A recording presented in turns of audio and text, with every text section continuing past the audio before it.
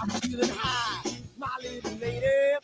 I'm going to take the other side. You know I used to smoke too much. You know I used to drink too much. Take a ride in my car. You can get me high, high, high. You know I used to smoke too much. And you know I used to drink too much. Take a ride in my car. We're gonna get real.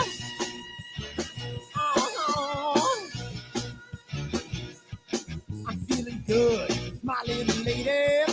She's gonna take me to the other side. I'm feeling nice, my little lady. She's gonna keep me moving on. I'm gonna run till I drop to the break of dawn. Never gonna stop, she's gonna treat me right. I'm feeling good, my little lady. She's gonna take me to the other side. You know I used to smoke too much, and you know I used to drink too much. Take a ride in my car, and you can get me high, high, high.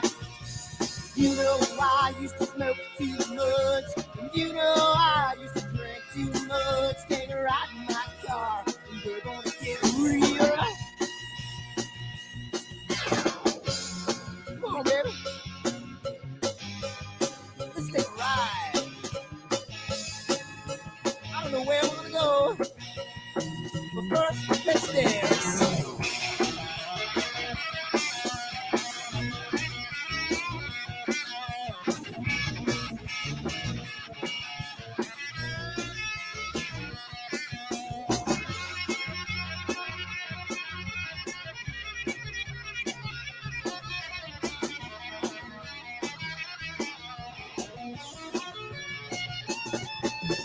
You know I used to smoke too much, and you know I used to drink too much. Take a ride in my car, and you can get me high, high, high. You know I used to smoke too much, and you know I used to drink too much. Take a ride in my car, and we're gonna get real. Oh.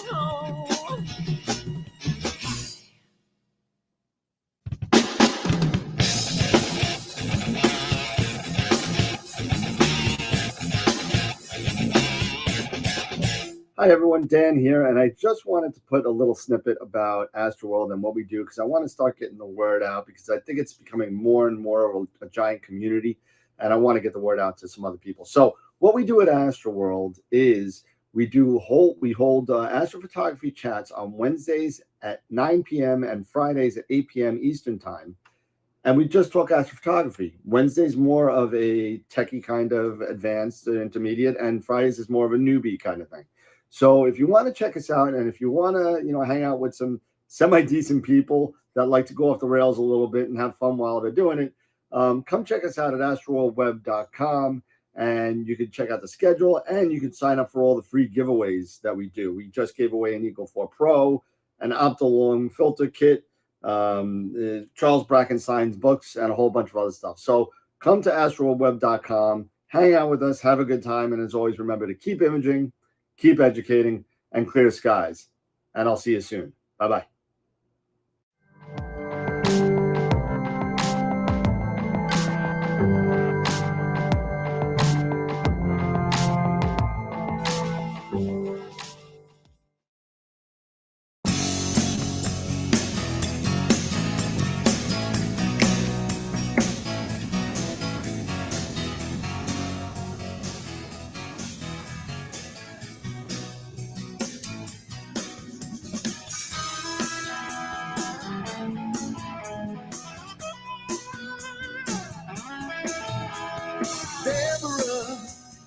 Things are becoming intense.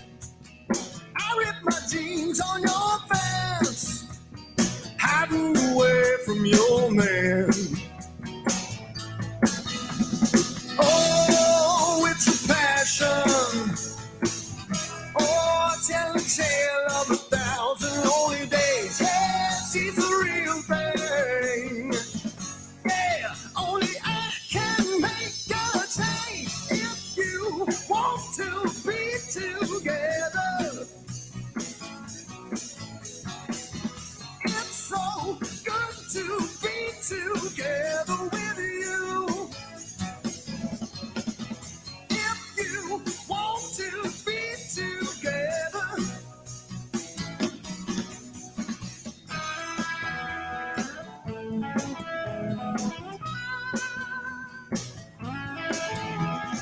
Deborah, I'm getting caught in the rain, standing here calling your name. Guess I got no one to blame. Yeah, it's a small town. Yeah, all the people turn and stare. Oh, it's a secret. Hey, let them see me. I don't care. If you want to be together, it's so good to be together with you. If you want to be together,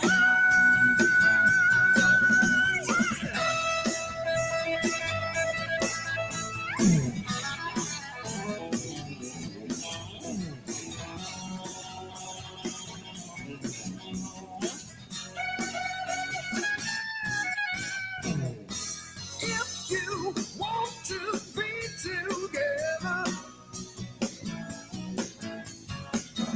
it's so good to be together with you.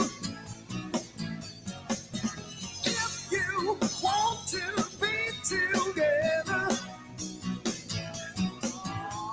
say you want to be together. I'm feeling really guilty, but it feels so bad.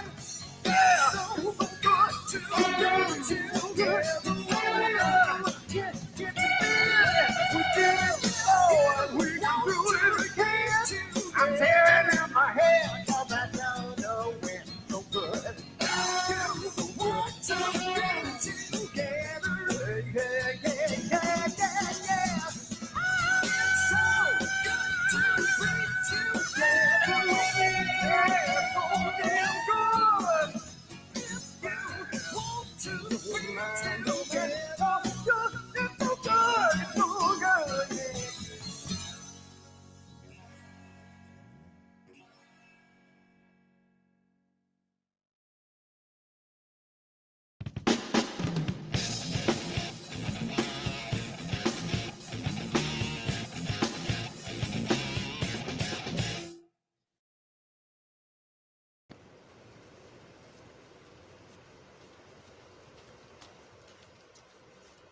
What the hell's wrong with my telescope now?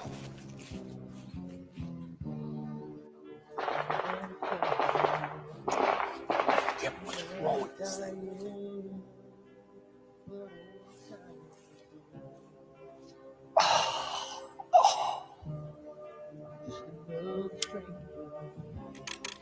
The lost Lone Ranger, can I break this spell?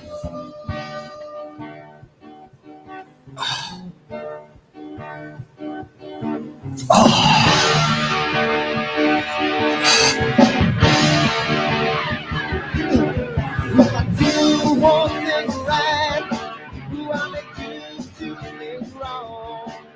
If I want that fine line, I will always take it wrong. If I don't do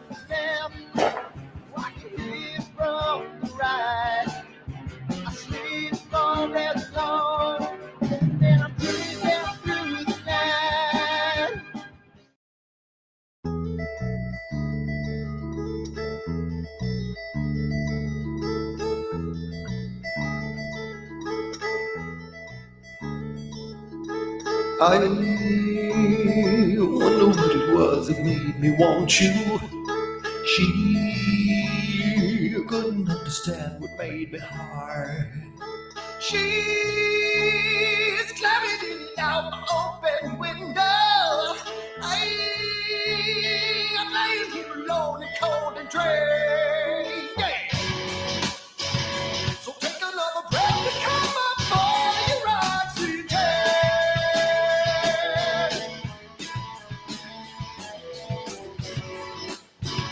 And now you wanna kiss the flesh and blood of every man, every man. And when the moon is full and the wolves were held, she swam across the lake just to get to my house. Yes. And she said, I want more. Give me more. Disgusting. I want more. A little bit of. Give me more. Disgusting stuff. Disgusting stuff.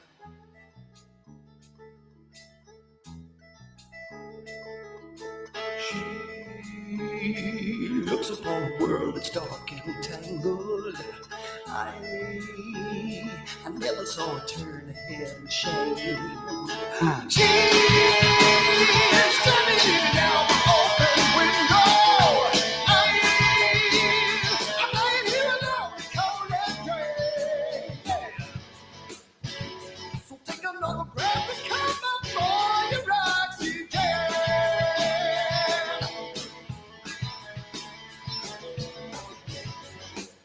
Hey, you know you wanna kiss the flesh and blood of every man, every man.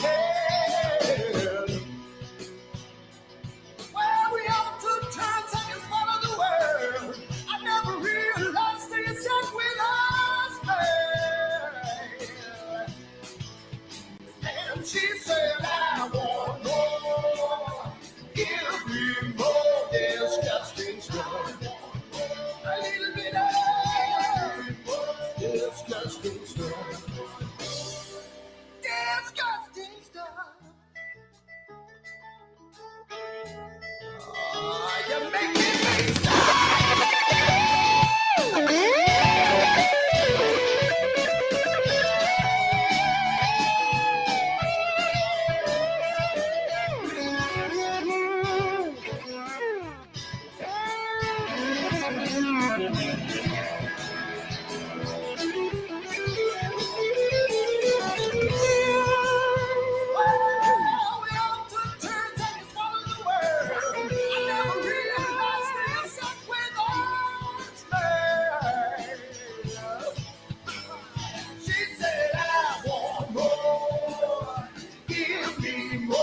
Disgusting stuff.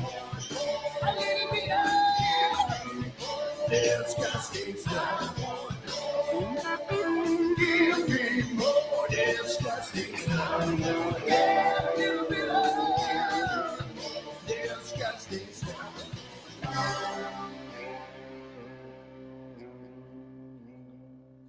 I want more.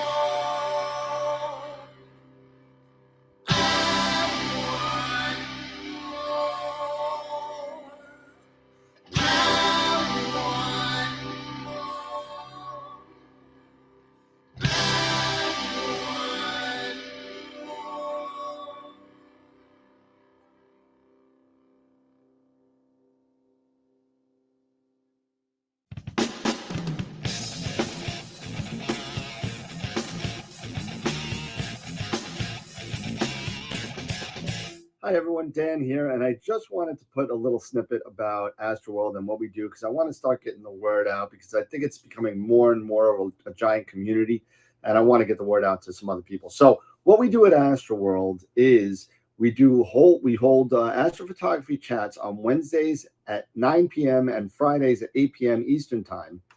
And we just talk astrophotography. Wednesday's more of a techie kind of advanced intermediate, and Fridays is more of a newbie kind of thing. So if you want to check us out, and if you want to, hang out with some semi-decent people that like to go off the rails a little bit and have fun while they're doing it, come check us out at astroworldweb.com, and you can check out the schedule, and you can sign up for all the free giveaways that we do. We just gave away an Eagle 4 Pro, an Optilong filter kit, Charles Brackenstein's books, and a whole bunch of other stuff. So come to astroworldweb.com, hang out with us, have a good time, and as always, remember to keep imaging, keep educating, and clear skies. And I'll see you soon. Bye-bye.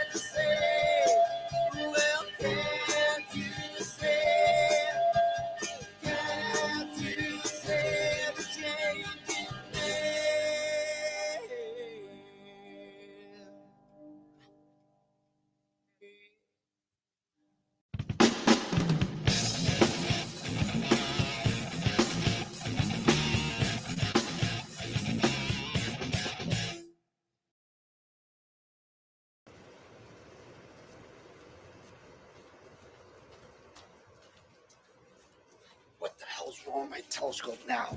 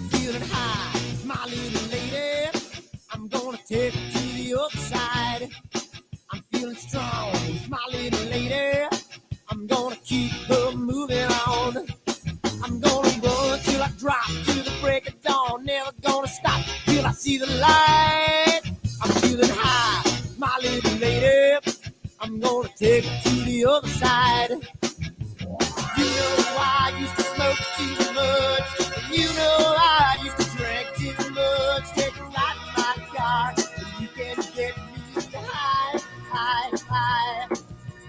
You know I used to smoke too much. And you know I used to drink too much. Take a ride in my car, and we're gonna get real. Oh,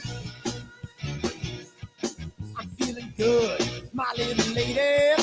She's gonna take me to the other side. I'm feeling nice, my little lady.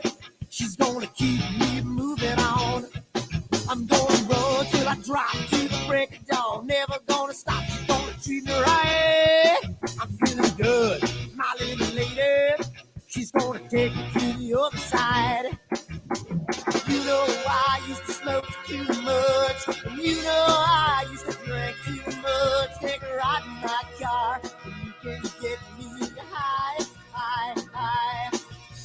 You know I used to smoke too much. And you know I used to drink too much. Take a ride in my car, and we're gonna get real.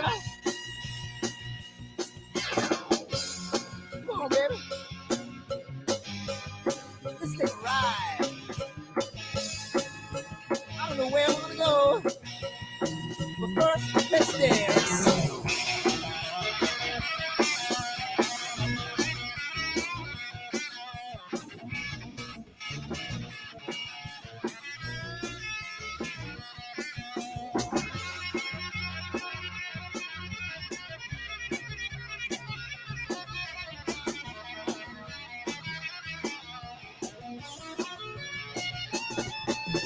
You know I used to smoke too much. And you know I used to drink too much. Take a ride in my car, and you can get me high, high, high.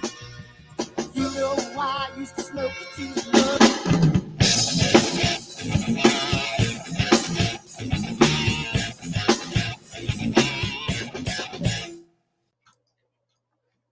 All right, what's going on, everybody? We are here for another Wednesday night with special guest Warren Keller for his first appearance, and it's amazing. You know, as a solo guest, first appearance on here, and you know what? It's amazing. How did it take us so long to get to you? I don't know what happened. It's like it's crazy, but it's wonderful to have you on. Of course, Warren. It's Great gonna to be here. a lot of fun. But before we get started, we should get the sponsors and talk about the sponsors, not only our corporate sponsors, but our member sponsors, and we'll go through that really quick. And here we go. All right, and let me get. We lost Warren. Hold on a second. Layers and Jesse, and where is? Yes, there we go. There you are. All right. And there we go. Good. Awesome. So we do have corporate guests and corporate sponsors, and we also have a lot of member guests as well. But our first sponsor, we have Woodland Hills Camera and Telescopes at telescopes.net. They've been very generous to us, and they give us gift certificates to give away every month. So thank you to Woodland Hills. Moving forward, we have Primaluce Lab, Camera Concepts, and Optolong. And if anybody out there would like to be a sponsor, feel free to hit me up at dan@astroweb.com, and you could definitely become a sponsor at one of our levels and get on the big board. Our supergiant level, and Warren is part of this, Masters of Pixinsight and IP4AP. They both have been extremely generous and giving us, actually, we're giving away a year subscription because it's Warren's night. We're going to be giving away a year subscription of IP4AP and a Masters of Pixinsight workshop. And their next workshop is next Tuesday, the Tuesday before NEAF. So go check it out. I believe it's Photos to Photons number 12. So it's going to be a lot of fun with that. We also have a lot of member sponsors, and if you'd like to be a member sponsor, you could join us on Patreon. We now have 28 people on Patreon supporting the show, along with, I think, about another 30 people on YouTube supporting the show. So thank you for everybody, but I do like to give everybody a little screen time for being a member. And thank you to our Quasar members, John, Hassan, and Chris. Black Hole members, Charity, George, Mike, Dave, Dan, and Tom. Red Giant members, Main Secret. Look at all these members we got. It's crazy. And we just picked up one tonight. Thank you, Clayton, for joining us on YouTube. And White Dwarf members and Protostar members. Thank you, everybody, for coming and supporting the show. It means a lot. Thank you so much. If you missed it, it's up there. Stacy Downton last month was with us. Go check out that. That's a lot of fun. That was a great show, Eric. You know, it was really, really cool. But yeah, it was. And then we got Warren tonight, Masters of Pixinsight and IP4AP. There you go. So he's going to be hanging out with us. Coming soon on the 21st after NEAF, we'll have Pavel Kagas from Moravian Instruments. Cool. Yep. So he's going to be coming on and hanging out with us and showing, maybe giving us a little description of the monster that he has holding in his hands right there. That's amazing camera. Amazing cameras. Definitely going to be cool to come hang out with him. And then in June, we have Helena Cochran from Helena's Astrophotography is going to be coming on with us and hanging out with us. So that's what we got going on for future guests. And of course, feel free to join us on our other social media platforms. On Discord, we're up to about 128 people on Discord. So a lot of good times. Twitch, Twitter, Instagram, and of course, YouTube as well. So thank you so much for, I'm cutting this spiel quicker. I think I'm down to like 5 minutes now. It only took me 3 years, but you know, I got it down to 5.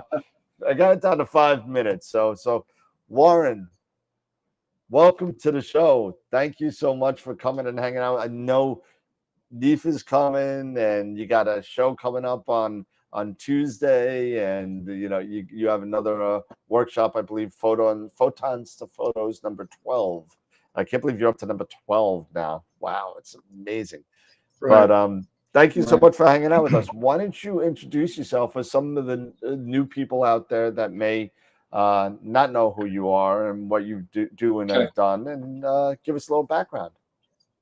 Sure. Just as a side note, it was really neat to see Pavel there from Moravian. That's somebody that I've, you know, emailed with several times in the past, and we actually did have a loaner camera from him in New Mexico. So it was great to put a face to a name. So I'm Warren A. Keller. I have been imaging since 1999. In 2005, Pete Prue, my partner in Buffalo, New York, and I began IP4AP, image processing for astrophotography.com. We really were the first, video tutorial company on the internet with astro image processing tutorials on Photoshop, MaximDL, AstroWorld, and then at some point we became what we call Pix-centric, when Pixinsight really became the rock star of image processing platforms. In fact, I remember it was a NEAF and a NEAC where Joe DiPasquale, the science imager from now James Webb, then Chandra, spoke, and so did Vicente Perez. Came from Spain, from the P team, Pixinsight, and it was very clear to me as I watched all of these 50 to 70-year-old guys running from class to class with drool coming out of the corners of their mouth that PI was indeed the future, and that Pete and I would be dead in the water if we continued down the Photoshop path. So with much trepidation, I began to learn Pixinsight. Probably one of the earlier adopters, and certainly one of the very first to start teaching it, at least commercially for sure. And the DVD, optical media, went the way of the buggy whip, and we became a streaming platform IP4AP, again, image processing for astrophotography. And at some point, we decided on Masters of Pixinsight, where we make you the master of Pixinsight, and we folded IP4AP into that. And they're kind of two separate entities. IP4AP is a subscription model and more scripted type of tutorials. But the thing is, PI changes so quickly, and it's hard to keep up with that type of material, and impossible to keep up in print. Some of you may know that I was the author of what's called the definitive guide to Pixinsight, called Inside Pixinsight for Springer Nature, going back, I guess, about 2016, and the second edition in 2019. But that book is really long in the tooth already, and it's frustrating to me. You know, I have high integrity, and I like to communicate the latest and greatest information, but the folks at Pixinsight, Juan Canajero, Roberto Sartori, they're all about change and improvement and just constant better, right? Sometimes the enemy of good is better, but it became impossible to continue to document in print. So I actually put the kibosh on a third edition of Inside Pixinsight, but you can still find it on Springer Nature, Amazon, Google Books, and it's worthwhile. There's a lot of great information in there, but you will find, like, where's this and what's he talking about? And this doesn't exist anymore. And that's a shame. But again, the Masters of Pixinsight.com model is live workshops with the latest and greatest information imparted, you know, on a casual, off the cuff way by myself and our newer partner, Dr. Ron Breacher. He and I do most of the teaching. Pete Prue is still our partner behind the scenes as the host of the live broadcasts, and also webmaster for the most part. But those are recorded, and then those videos are available for $35 a pop, which is pretty darn reasonable. So, you know, you mentioned, Dan, P2P, we call it, photons to photos, which is kind of what I'll do tonight, which is just an A to Z, process a particular type of image, a particular type of object.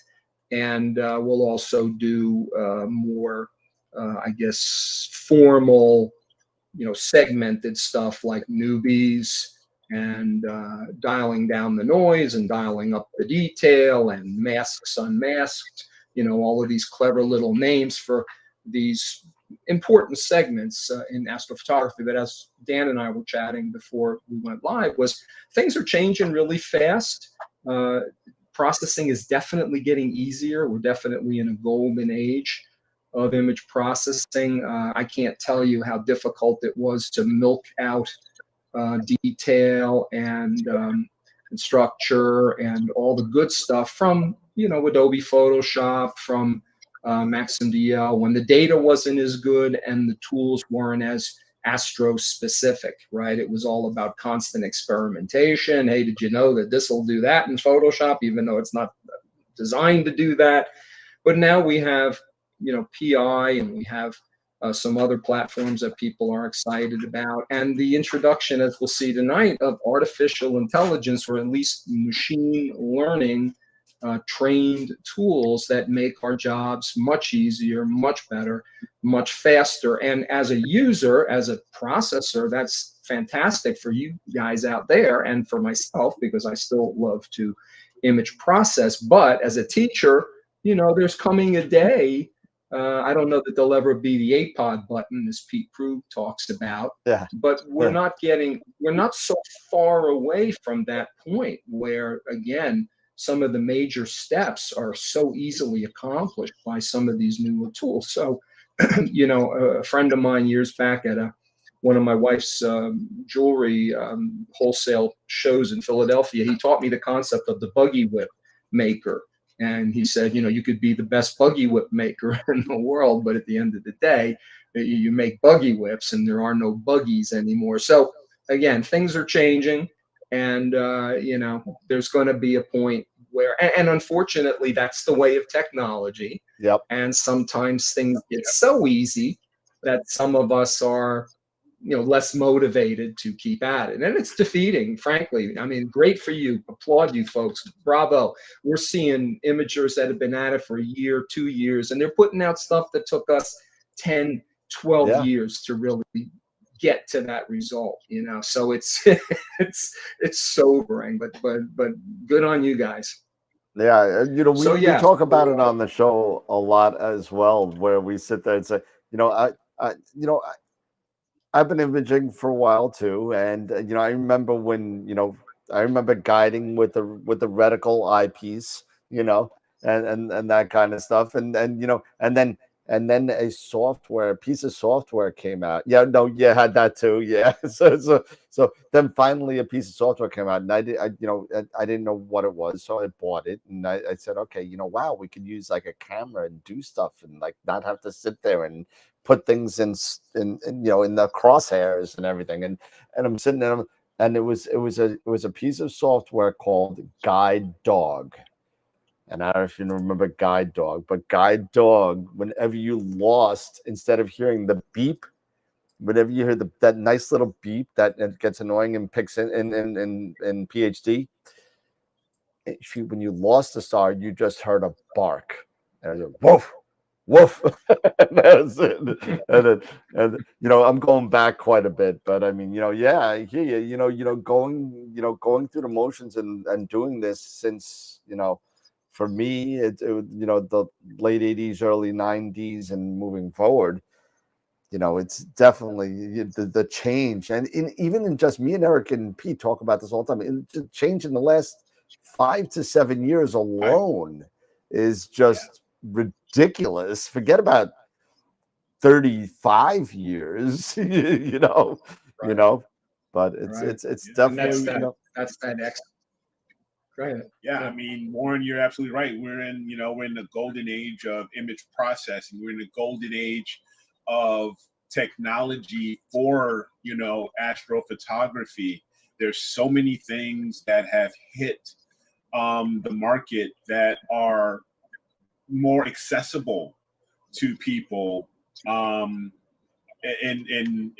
that have more moderate and modest budgets, and and everything, but want to take advantage of this hobby of ours. And it's just amazing, the changes that have occurred, so yeah. And I saw that Pete Prohl, he just hopped on and said hi and everything. Yep. So pretty cool to see him hopping on here and hanging out with us, a fellow member of Masters of Pixinsight. But yeah, I mean, it's like, what is going to come next? Especially, you mentioned you're going to go through, artificial intelligence, the uses of how artificial intelligence has made such an impact on everything. It's just 1 minute. It's going to be crazy. What's going to happen in another 5 years, or even less than that? What's going to happen next year? Yeah, really. Right. Absolutely. Yep. Correct. All right. Actually, you got your first question out here. I'll put it. You didn't even start. You're getting questions. So yeah. I'll throw it up on the screen. Warren, processing question for you. How would you combine data from a one-shot color with a broadband and dual band filter? Example, the NBZ and Moon and Sky Glow. So combining, combining NBZ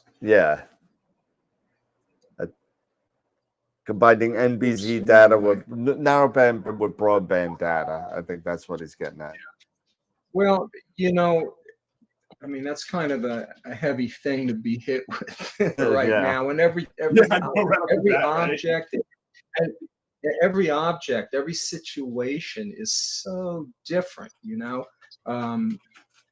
what I'm thinking of in that question is, an RGB natural color type of image, perhaps a nebula, where you're then introducing some oxygen 3 or some hydrogen alpha that you've acquired through one of the narrowband type of filters. And they're really pretty complicated steps and not something I could really easily say right here. There are many ways to do it. One thing that comes to mind is using a different deburring method called superpixel and extracting just the red channel and just the green and blue channel, so that you've got an oxygen 3 contribution in the green and blue, and you've got a pure hydrogen alpha in the red. And then it really becomes a very judicious decision-making process, because they don't really marry easily or well, right? It's kind of like, do I want this pretty natural RGB nebula with some enhancement, let's say, of an HA or O3 shell around something like a planetary nebula? And that really has to be done using masking techniques, using pixel math techniques to just subtly introduce those reds and those teals without corrupting the natural color of the image. And so again, it's a more advanced technique.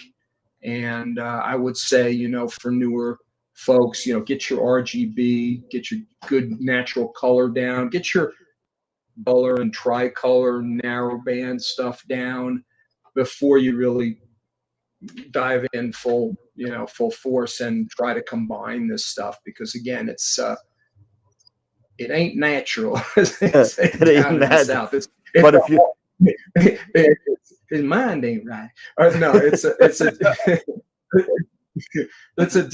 tough. It's a more advanced process for sure. Not something I could easily. I mean, we have the NBRGB script, which is designed for narrowband plus RGB, but it doesn't work as well, again, as a specific pixel map expression using, again, masks.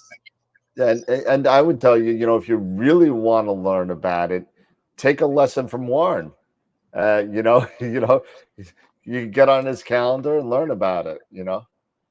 Yeah, I do one-on-one instruction. Our partner, Ron Breacher, does one-on-one instruction. And we do have some narrowband classes that we've done at mastersofpixinsight.com, as well as over the years with the IP4AP segment of Masters of Pixinsight. Yeah. You know, Josh does bring up a good point with, you know, the advent of these newer filters and everything, especially in how one-shot color cameras have taken off. Is that something that you will, or you and Ron and Pete maybe discuss, maybe having some sort of class that maybe at some point that's focused a little bit on the one-shot color data, you know, especially with these, you know, these multi-band pass or these multi-band narrowband filters, you know, is it something that, you know, may be on the horizon for you guys if you haven't, you know, really, I'm not sure if you guys have really touched on that a lot.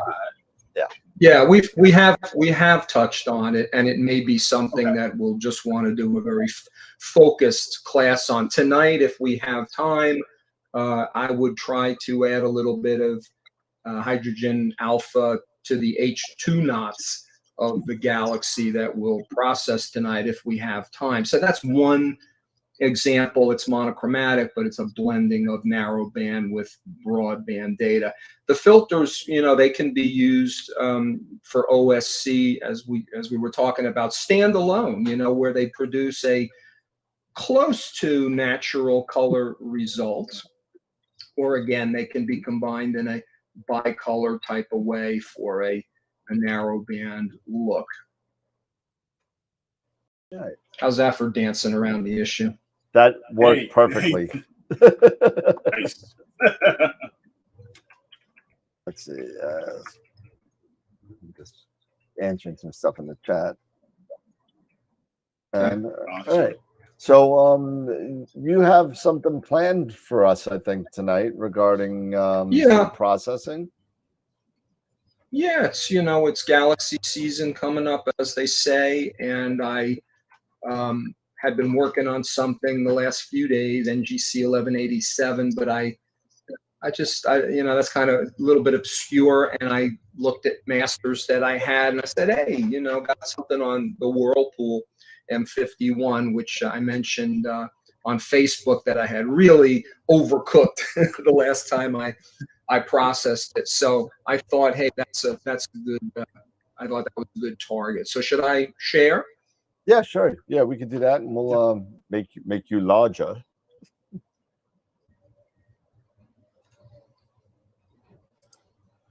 Okay. Oh, that's my camera preview. Okay, this toggle. Yeah. There you go. And window, Pixinsight share. Yeah, it's interesting. Everybody's changed their interfaces now. We found this with our last go-to meeting, where you're actually pointing to specific browser different tabs windows. Or windows. Yeah. Sometimes that acts a little funny too. So sometimes it's easier to just do entire window. Yeah. So does that look okay? It does now. Yeah, I'm gonna turn off the crawl, and there you go. It's all yours. And I'll minimize us, so I'm not seeing my own screen on my second screen. So there you go. As I've said many a time, I myself personally tend to be, as Pete Prue can attest, very minimalistic in many areas of my life, and one of them is I like a nice, clean workspace. I'm almost like, talk about AI, I'm almost like a robot when I process. It's pretty sad for an alleged artist, but I'm kind of robotic. And you know, I like a minimum amount of Explorer windows, which is just the process console, which is information on what we're doing, and the History Explorer, which is very important. Particularly in the context of a Pixinsight project. And I also have, you know, very specific toolbars that I like out. You can control all of this from Explorer windows, opening and closing what you need at any given time. Toolbars, you can choose what you want to see. Because as a longtime user of PI, you know, I know about keyboard shortcuts. I know about context menus, and as with any program today, you have so much redundancy of how to accomplish the same thing. So that's kind of important to me. And I've got the masters stacked up over here. Again, you don't need to be as neat and obsessive as I am, but I tend to like my masters stacked in one corner. And as we proceed, I'll kind of have working images and tasks and stuff stacked specifically. And of course, you have multiple workspaces in Pixinsight where you can reside things that might work for you. And, you know, from the beginning, since I first started learning Pixinsight from my friend Harry Ian Page, that many of you may well be familiar with, I was all about the icons, new instance icons, and really adopted those very early, seeing how powerful working with those are, aligning them, let's say, in a chronological way, rather than having to constantly fish for individual processes in the drop-down menus and such. So with that said, I'll get started. We have a monochromatic luminance on M51, pretty nice data from a gentleman named John Batts, who I haven't heard from in probably a decade, so I tend to think of him as the long-lost Johnny Batts. Johnny Batts.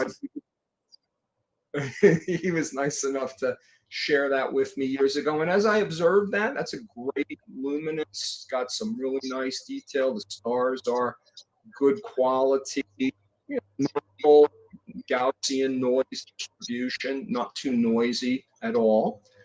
And I do observe, if I put a boosted auto stretch on there, you know, we start to see that there is certainly a gradient where things are brighter up top than they are down below.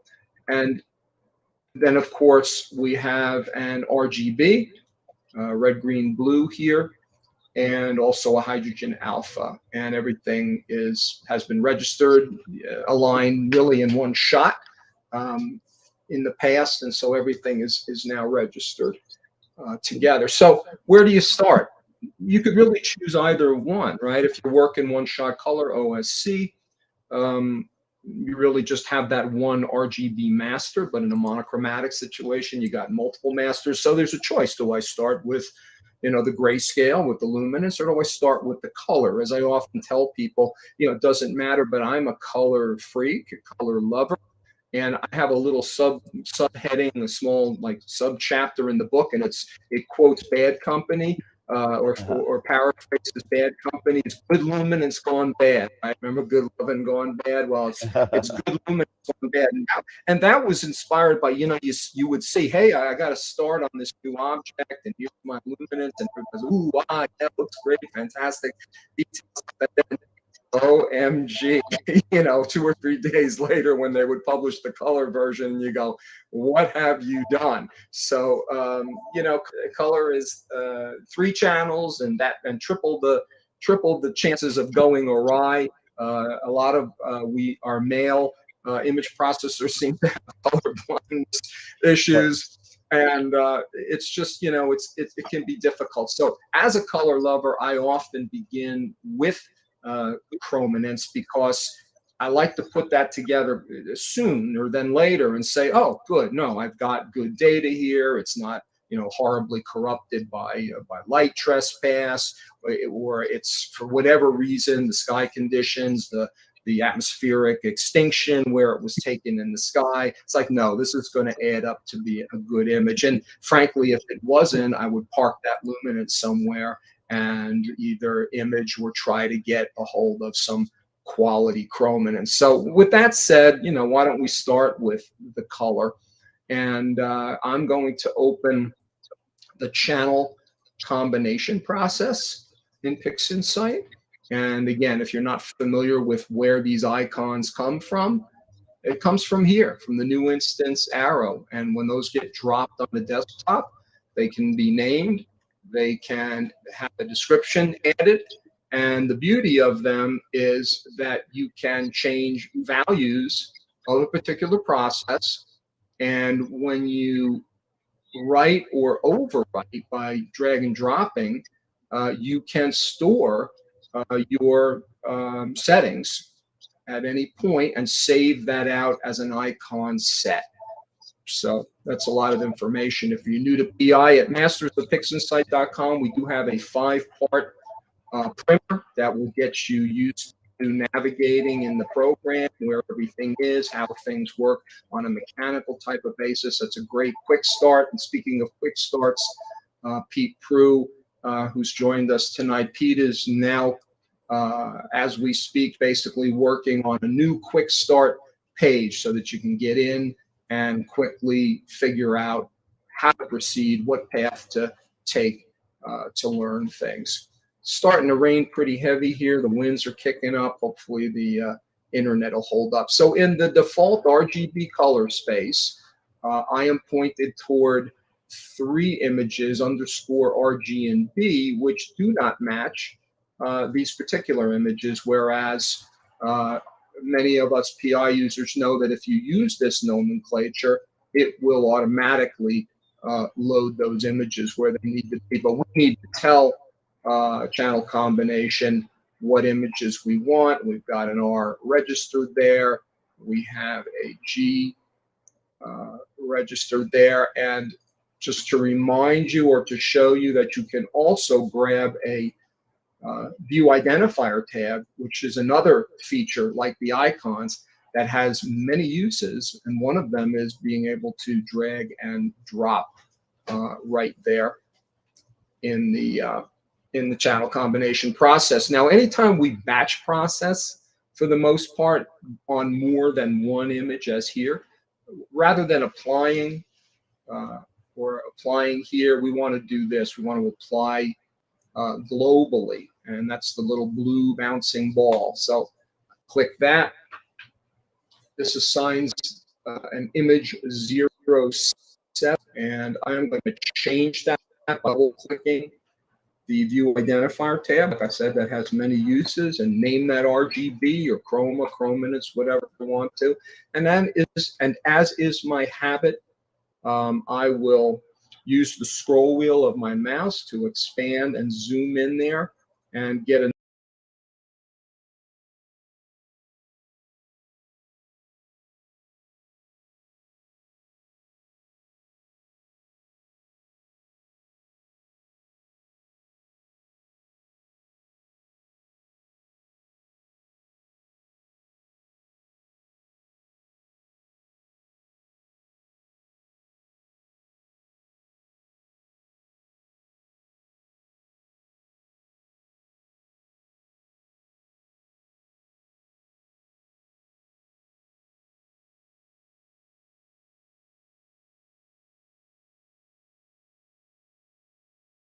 the channels are linked right now. And when I zoom into there, you can see that the shadows sliders on the left and the midtone sliders in the middle are all aligned perfectly. So there's one sort of ham-fisted stretch being applied right now. And that's not what we want, because the data of this image needs to be repaired and calibrated before we can do that. So I want to uncheck the chain link icon and stretch again with the radioactive icon.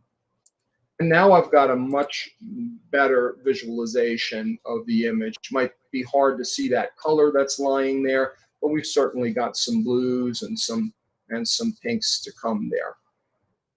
And when you look at the STF, you can see now that there is indeed a great deal of disparity between the RGB shadows and midtone sliders. So we need to get to work on this thing before we can really proceed with anything meaningful. Now I noticed that we've got a border on the right there that needs to go.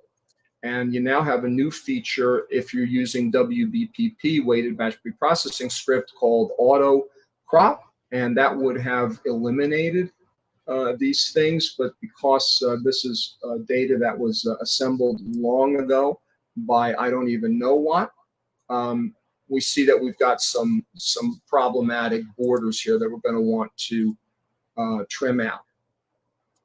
So I'm going to open my dynamic crop tool. Some of the processes are called dynamic, and they take hold of the image in a way that the standard processes don't. They lock on in a way that you really can't do anything else while that has the full attention of the view, as we call it in Pixinsight. This is a view. And you'll notice that we don't have that blue square or that blue ball. And so again, the dynamic processes work a little bit different.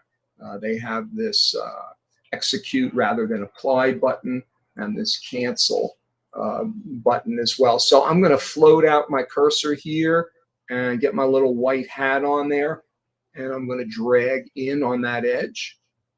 And I saw there was a little bit of a problem up top there. I think that was the only problematic edges, but I want to get in there close. And when I use the scroll wheel to zoom, I stay right over where the cursor is, which is a nice feature. So I don't want to lose anything more than I need to. So I think I can go all the way to there. Let's see what the top edge looks like. Yeah, right about here. Maybe we want to come down a row.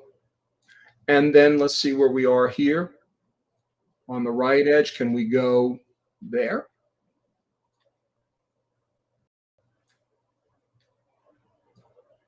Yeah, let's go to there. Now I see, oops, got a little problem there. And of course, this is natural pixel drift because we've dithered and when we guide it as we should, and the subframes don't align over one another exactly because we did a star to star alignment. Now the frames don't match perfectly, right? So again, check out the auto crop feature in WBPP. You might like that. Otherwise, you're going to have to do a dynamic crop here. So I like that, and I'm going to execute, bada bing. And it tells me that I'm going to lose an astrometric solution, and I'll just have to reestablish that. And with that done, to zoom back out and click this little button, which is going to fit to view. And you'll see there's a little bit of a change there. And before I forget, although I don't think I will, I'm going to pull up the luminance image, which we haven't done anything to. And I'm going to go into the History Explorer of the RGB, and I'm going to repeat that crop. Before I do that, I need to cancel out of here. And there are 2 or 3 different ways to repeat a crop, but I like doing it this way. If I go into the History Explorer and find the RGB image, I will be shown the history. You'll see that there is an instance of dynamic crop there.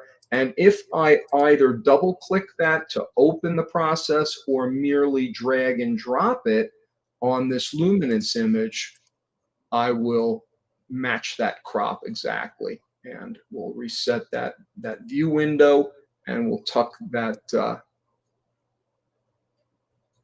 that luminance away. Now, let's see.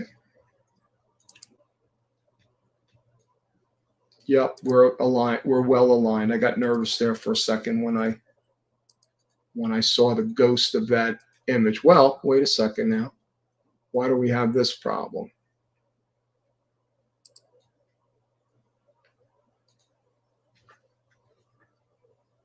Live TV, people. Yeah, gotta love it. Yep. Gotta love it. Well, it looks like that they are aligned. Yep. Now. Yeah. So we're not going to question that. I don't know what was done in preparation, perhaps at an earlier date, but they look aligned. Okay. So we'll go back to RGB. And speaking of that History Explorer, we want to maintain all of these steps that we perform, and we want to maintain them throughout the session and also a week or a month or a year from now if we come back here. And so unlike, for instance, Photoshop, we're able to preserve all of this work in a very nice way by saving projects. That can be done in the project toolbar, save project, Shift Control J, or file rather than save as, save project. And I'm going to rename this, and we'll call it M51 AstroWorld TV. And I will put my wacky initials there and just place this on the desktop. And want to use a bundled project, so I have one file rather than 2. Save that. And so this is really akin to a system ghost. It records every image, its position, its zoom and pan positions, previews that we might have created, working images, masks, and it tells us everything. It will tell us along the way what time they were performed, how long they took, what masks were in place when we used them. And so that's why it's so important to use the PI project feature. Now, unlike the luminance, let's take a look at this. I don't see that same gradient that we saw in that luminance image with the top being so much brighter than the bottom. You know, I see some issues, a little bit of banding back there, something odd here. And again, it's been a long time since these were calibrated, and I don't believe I calibrated them. But let's run a background modelization technique to just clean up any uneven field illumination, right? We could use ABE. We prefer, in most cases, DBE, dynamic background extraction. And if you're not hip to it, there is a standalone product by Frank Sackenheim and a couple of other German guys with a terrible name Braxpert.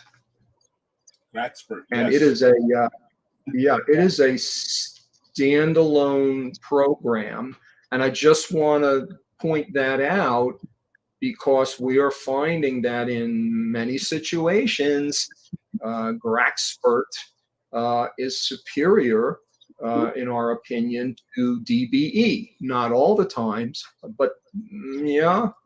So definitely worth a download and checking it out. And the nice thing about it is, Gray Expert or Braxpert, however you want to say it, takes 32-bit floating point XISF files from Pixinsight. So there doesn't have to be any truncation of data or any alteration of file formats, and it works great. But in this case, we've got pretty simple to solve gradients here. In fact, there really isn't much to really do here at all, and I know that DBE is going to handle it just fine. So sample generation, you may be familiar with. You can automatically generate control points. You can also manually place them. For a long time, I was all about the manual placement, and I have found that particularly with difficult gradients, that more is indeed better, that more sample points is indeed better than fewer. So I've changed my thinking a little bit there, although again, a simple gradient like this be perfectly fine in placing manual sample points. And this little arrow, and always pay attention to your tooltips in Pixinsight, they're very helpful. It says reset the default sample radius to an automatically guessed value. I'm not exactly sure that I'm sold on its ability to guess, but what it does is it will give you some guideline for how big a sample would be. And if I were to place that just here so you can see it easily, it's a pretty darn small sample. And I think you want more pixels per sample than that. It's not a lot of information. And that, by the way, is the representation of that sample. Watch what happens as I drag and drop, and you can see it's changed. So that's what that is. And if I were to say, 25 and double that and say resize all, you will see that that changes. And I can right click there and I take that back. I can use the delete key on my keyboard to get rid of that. I can also automatically generate and choose samples per row.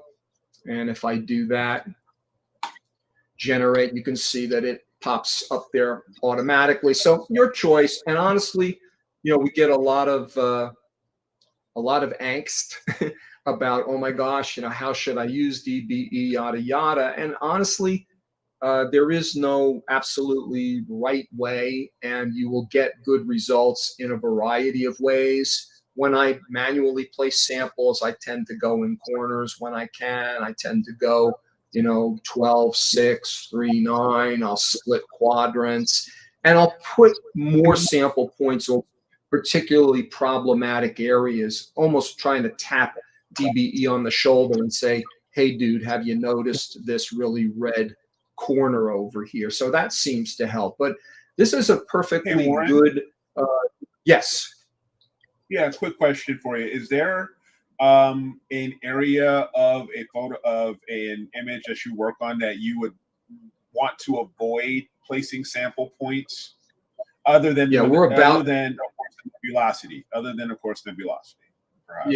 Yeah, we're about to go there. So the good news is DBE. Yeah, the good news is that not in an AI type of way, but DBI, quote unquote, knows what its task is, and its task is to use wavelet deconstruction to look for really big stuff, really large scale, smooth structures, and say, that's a gradient. It's not the small stuff like the stars. It's not the medium-sized structures like the galaxy. It's big, it's large. So it knows, as designed to be able to target that. By the same token, we don't want to do things like that. And you'll notice that has changed a color. because that's fairly large structure, and that could get confused with any gradient that's there. So if I've automatically generated here, I'm going to want to move this sample off of the tail of that galaxy. I'm going to either want to delete this or move it to a new location. I'll get this one. You'll notice that black hole right there.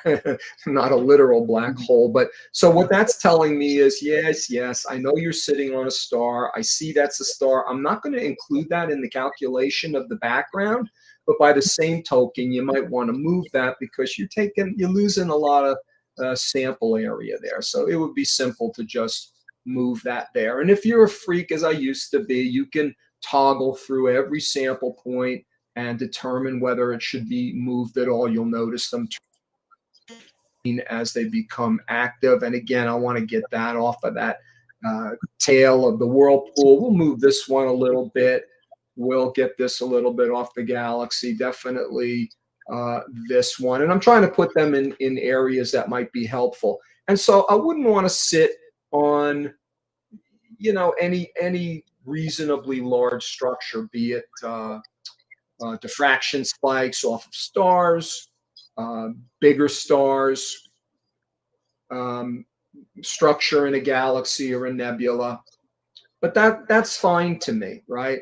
And if you're not getting points where you want them, and it's not extremely vignetted, extremely dark, as long as it's kind of usable, you can either increase the tolerance a little bit, or sometimes the minimum sample weight to get them to turn okay. Now, my current tolerance is rather high, and I believe the default is 0.5. And so if I say resize all or regenerate, you'll notice that many of them have disappeared. And so I would up that tolerance to 1, let's say, generate again. And so I'm much lower at 1.0 than 1.75. And so this is going to be more useful. But guess what?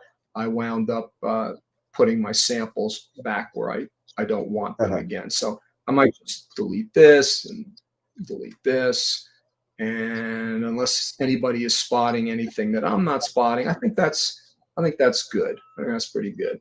Let me close up some of these sections here so we've got enough real estate to see. The target image correction is important, right? So if we've not used flat correction, or our flats really didn't do the job they should have, as we know, flats get divided into light frames. And so we would really want to use the division method if we were trying to get rid of a nasty vignetting. But in this case, we want subtraction because we're talking about additive gradients, right? Light pollution, light trespass, just any air glow, anything that gets into the frame. It's less predictable than is a multiplicative gradient such as vignetting. And so it's easy to, it's not easy, but subtraction is going to be the opposite of an additive gradient. So we want to use subtraction for a case like this for sure. I'm not going to discard the background model because I want you folks to see that background model. And I'm going to go ahead and replace the target image itself. I could uncheck that. It would generate a corrected version, and perhaps I would experiment on that corrected version before I actually applied it to this working version. But I'm going to go ahead and replace that. So I think we're ready to go. Again, another dynamic process. So it's going to use the little green check mark. And this is our background model that was subtracted from our working image, and we can't see anything, right? Again, it's a linear, it's an image generated from a linear image, and so we can't see anything. When I put a temporary auto stretch on there, we see that cyan, which is the dominant bias in the image. So it's important, if we want to really see what's going on, is to deselect the chain link icon, so that when we restretch with the radioactive icon, now we get to see more, and I'll put a boosted auto stretch on there as well. We get to see more of what's going on there. Now, I'll admit this is rather odd.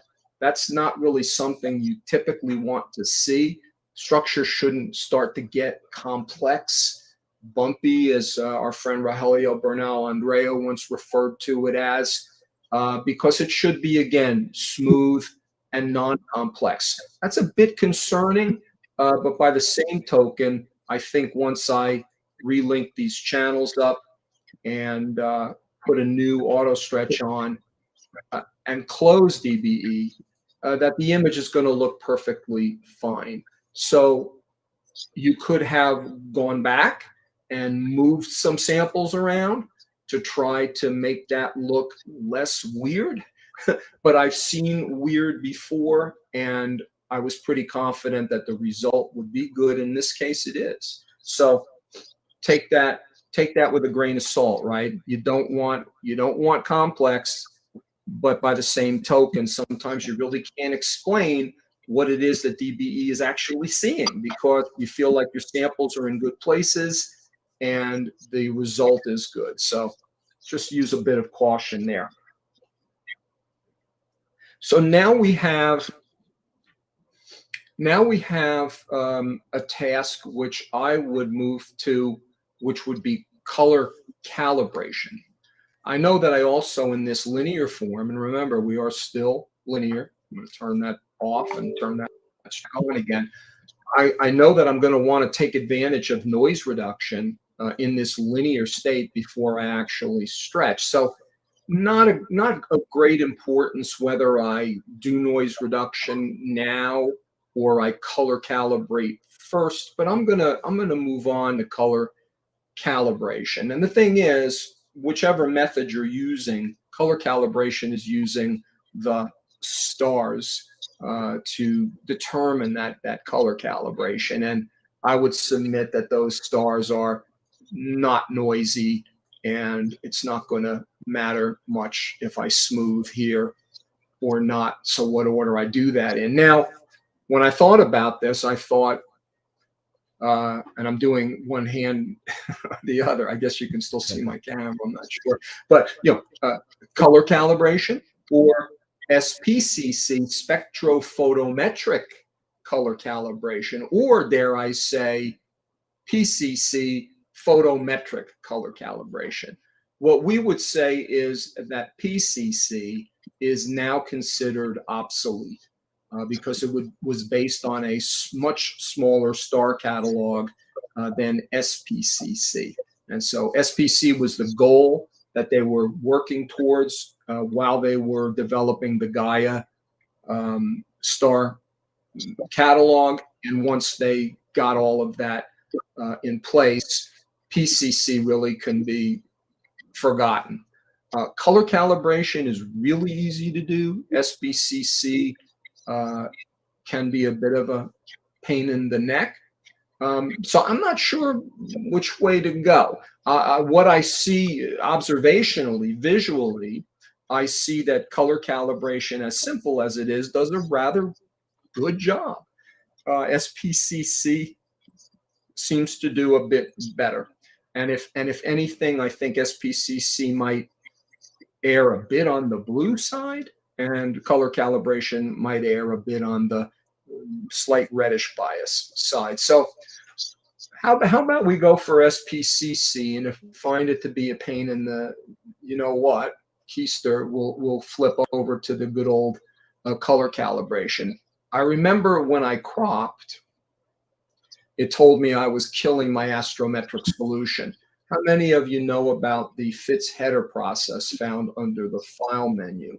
And if I dial up RGB, and of course this is now a combination of a red, a green, and a blue master file, and so it still has maintained its DEC and RA information, but it probably has lost the actual astrometric solution. And I'll know in a second, because when I open SPCC and try to apply it, it's going to tell me that there's no astrometric solution. Now, I'll take advantage of background neutralization as well when we do the color calibration, and that's going to require a preview, a sample. And so for the first time, we're gonna do that. We're gonna create a new preview. The quickest way on that on a Windows, at least computer, is Alt-N, and you'll note that that cursor changed from the default readout mode to the new preview mode. And I'm going to just select a kind of generic area of background. We've got lots of it on this particular image, and I might go here. At one time, it was very important to avoid stars, or at least to adjust for them using what used to be brightness values here, upper and lower limit, which are now standard deviation quotes. And so it will pretty much ignore any star that might be in the field, but I still am a bit old school. I try to avoid them when I can and just use background. Now, with that chosen, I want to say region of interest and from preview, and I'm going to select preview 01 of RGB. So now we'll get some neutralization along with the color calibration. Now, ASG, average spiral galaxy, would be my choice here. In fact, in most cases, it's what I would use. I've had some friends, acquaintances anecdotally say, oh, I like to use G2V star for nebulosity. I can't really speak to that. PI has always been about this spectrally agnostic approach. You know, let's get all the stars involved in the field rather than relying on a specific G2V type star, which of course is what we live under. So I'm going to use ASG. If you don't have a very specific sensor information, you can use the ideal QE, quantum efficiency curve. I'm going to guess that this was probably taken with a Kodak slash, what did they change to on semi, a 11,002, you know, what was used in the old SBIG. Maybe this is a 16803, and honestly, I guess if I used the luminance and went file fits header luminance, yeah, there it is, STL 11,002. And so that used to be that was once the greatest sensor available, but it's old and it's not listed here. And so I'm going to stick with the ideal QE curve. And I don't know this for a fact, but I think these were probably Astrodon filters, but an 11,002 is an interline sensor. And so I would want to change these to I. And, you know, at the end of the day, there are other things that affect color. You know, even though this is trying to define exactly what the sensor is, exactly what the filter was, well, what if you shot it in a stupid part of the sky and you were, you know, at the horizon and you were killing your blue by not shooting higher? Well, nothing is going to account for that, and so you can't really cover every possible scenario. But we do want to apply color calibration, and I believe that some folks now have the ability to load other sensors and other filter information in here, and maybe you can get more specific as to what you're using. You'll notice that you can actually pull up a curve of a specific filter, which is kind of neat. Now, all of that said, this is probably going to fail because I think our astrometric solution is not there, and so cannot execute. Oh, duh! This is my luminance. Sorry. Let me tuck that away. And let's get back to here. And now let's fail for different reasons. No astrometric solution. So what do? We turn to a script, and thank goodness for the script writers, right? So those not familiar, processes are developed by the P team, by the Pixinsight immediate team, but many very useful scripts are produced by them, but also by third-party folks who are very smart. And some of those scripts become so useful that they get rewritten from JavaScript into C++ and wind up as a mainline process in the general release. But I want to go to image analysis, and I want to go to the image solver. And that should pick up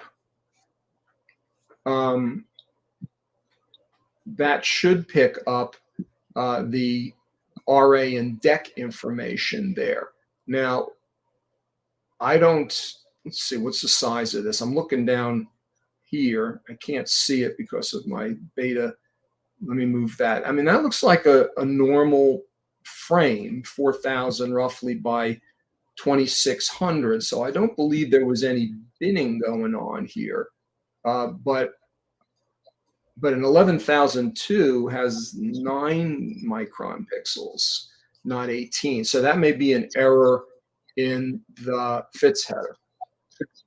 And so let's try this. I'm using my local server where I've downloaded the Gaia DR3 star catalog. Again, Pete will tell you I'm an impossible minimalist, and for a long time, no, I'm not downloading those star files. God darn it, they're too big. But you know, you'd go up to the internet and you'd have to wait, and you'd get a lot of failures too. It wouldn't say that there was a network error, but it would come back with an error, and I could tell you more times than not, it was because of the time it was taking to research those files. So let's try it with the local. And I'm getting millions of ransack errors. And I solved that, I believe, earlier today.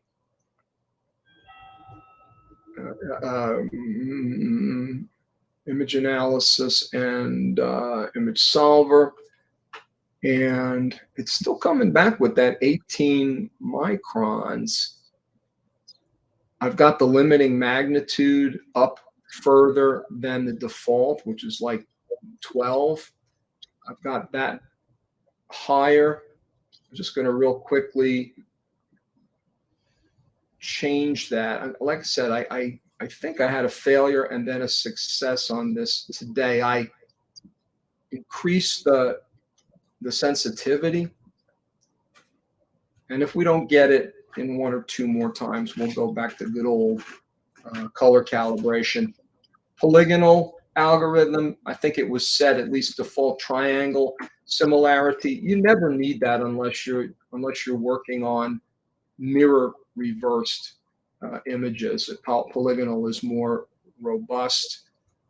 So let's try that. And let me try that.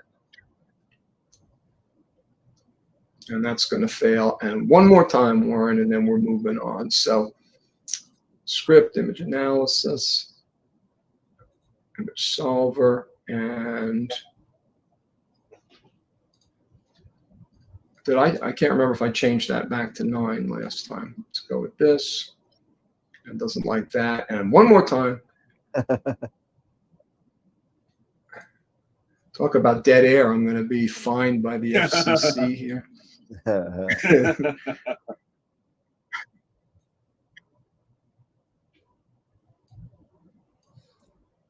right.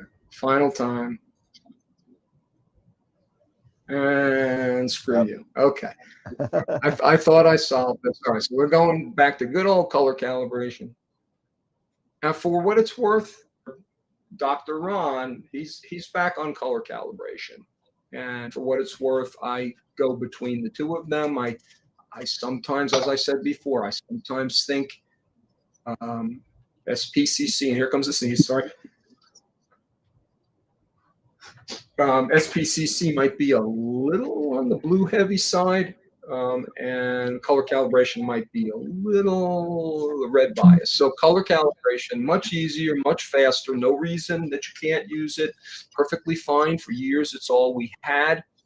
And so my background reference is going to be coded in hard here to my icon that I stored, RGB Preview 01. And in reality, yes, I've got this image named RGB, which is my, and this is Preview 01. So it's all set. It's pointing to it. It's going to use that as the background reference. And we also need a white reference, but guess what? The process, just like DBE knew to use wavelets to deconstruct the image and look for large scale problems, this is designed, it knows, to look for small scale structures, which are, guess what? Stars, right? So I don't need to fill this in. It's going to automatically do that. And to prove to anybody that hasn't seen it yet, I'm going to say output the white reference so that you will see indeed that it knows what it's looking at. And again, it's going to gather up the stars using wavelets, and it's going to simply set a new white point based on the average star's color in the field. So I think we're ready to go there. And as you can see, very quick. It ran, it made an adjustment to the white balance, and this is the output of the white reference mask that we chose, and it indeed did use the stars. And so that was just for demo purposes. And now anytime the statistics of an image change drastically, we've got to reset that temporary auto stretch, right? So again, still linear. But now we're going to, with the chain link, with the channels linked, we're going to put one single stretch on, and we don't see a tremendous change or improvement in all cases, but I'd submit we've got a little bit more blue going on here, and sometimes you'll see it more dramatically, that you've got good color on the works here. And I'm going to delete that preview. I'm going to right click and delete previews again. Why? Because Warren's a minimalist. Okay, now it's time for some linear noise reduction. And whereas in the past, I would have laboriously dialed in both the mask settings and the noise reduction settings with a very fine wavelet-based tool called MLT, Multiscale Linear Transform. These days, I'm going to say bye-bye MLT, because for what I think, what we all think at Masters of Pixinsight, and what many people in the community think, is that sometimes you have to pony up for better. And our friend Russell Croman, his company is RC Astro, Russell Croman, and he's a brilliant imager. He's been at it for decades. He is a silicon chip designer and a professional in the field who's really now semi-retired and putting all his efforts into his Astro-based tools. And this is where the AI, where the machine learning comes into play. And whereas I would have spent 5, 10, perhaps 15 minutes dialing in the MLT settings, I really, with the touch of a button, pretty much are going to get the kind of result that I want to get with Noise Exterminator. So they're not cheap, and somebody might think, well, I've just spent 240 euros or whatever it is today on Pixinsight. Why have I now got to go out and buy these plugins? Well, it's a special case. You've got a guy that's more advanced, as far as I know, than anyone in the field on training computers for certain tasks. And the PI gang, as brilliant as they are, mathematicians and all, and developers, they would be years behind on this. And so I know that Russ and Juan have had some very nice philosophical conversations behind the scenes, and I think that they're very much in favor of the kind of tools that that Russ has produced. Whereas in the past, I would have had to create an external mask to protect the stars and the galaxy from noise reduction, from being smoothed too much, while I dealt with the very significant noise of the background sky. I don't need a mask anymore because this, through the melting of much chocolate in Russ Croman's pantry, was trained on what noise looks like and how to get rid of it, and without touching significant structure. So you'll find yourself between 0.9, I think, and full on. And because this is chrominance and I've got luminance to come, I'm going to just go pedal to the metal. You've also got a little bit of unsharp mask sharpening that you can put in. And this is chrominance. And again, we've got luminance to provide that detail. And even though this is very non-destructive, because it is noise aware, I'm just going to dial that out. I don't think I need that. And again, I could create a preview and get some background sky and also some of that good signal of the galaxy. But I've become so confident in Noise Exterminator that I'm just going to go ahead and apply it for us. And we'll just check it after the fact. Yeah, I mean. By the way, go ahead, Eric. Yeah, I was going to say about Russell, what he has done. Starting out, like with, I think it was Star Exterminator was the first one, then Noise, now correct. And now Blur. It's what he has done. It has changed. It has really changed the game, like we were saying earlier. The golden age of image processing, everything. It's just absolutely incredible what he has done and how he has trained it. These computers and and this intelligence. Suite. It's just amazing. I can't say enough about it. Right. Yeah. Me too. So looking at this image, it's got a little bit of what I describe as that lumpy, clumpy look. And if you can kind of see what I mean, and it's not anything that's not in the data, but you can see it's there. But when it gets, like I'm looking at these dark little blobs and such, you can see that they're there. I'm not saying that they're legitimate structure, but I'm saying that they're in the data. The camera, whether it's the fault of the camera, the weakness of the signal, it's there. And it gets really nasty looking when it gets smooth, but it's not something that's an artifact that's being created by any kind of noise reduction.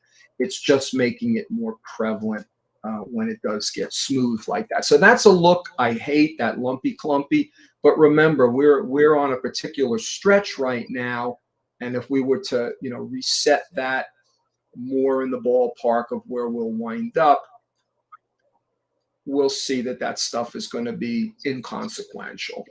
And especially when that better luminance signal goes on top of that. Now, we could have gone back down to 0.9, experimented all the way from, let's say, 0.5 to 0.9. But I think that gets the job done and the point across. And again, noise-wise, pretty amazing. And if you look at the better signal of the galaxy,